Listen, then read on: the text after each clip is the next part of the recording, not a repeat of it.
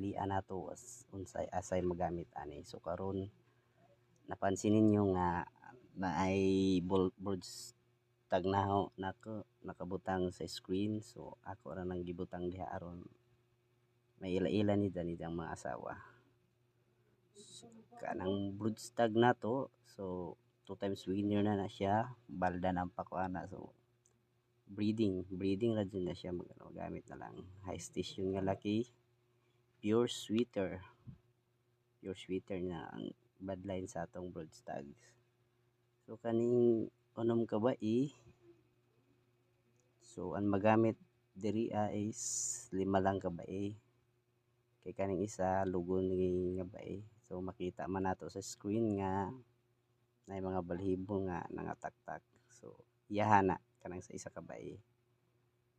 So ang final na magamit nato 5 ka bae. So ang magamit nato nga mga bloodline nga mga bae is isa ka MSP Melsim Black, pure Melsim Black, then duha ka lemon sweeter, isa ka yellow legged hats, then isa ka Boston roundhead.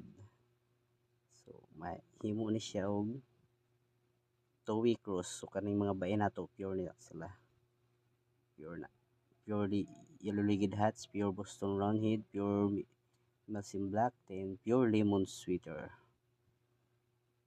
So mao na yung mga bloodline sa atong magamit nga mga bae. So seleksyon na sila.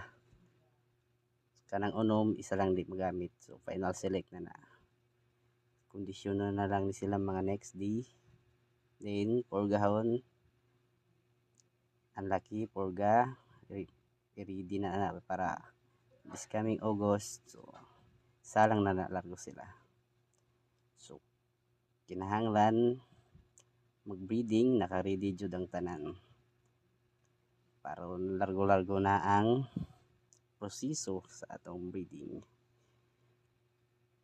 So good luck sa breeding, din naot nga madyo ang resulta. So kaning isay basig after anin magamit po nato ni siya. So, makita ninyo unong pa lang kabay ang akong gigamit. So daghan patay panahon nga mohanap sa laing-laing farm nga mga bae. So kinahanglan jud ang bullets aron mandaghanan atong mga alagang nga mga materialis nga mga manok. Good luck sa breeding and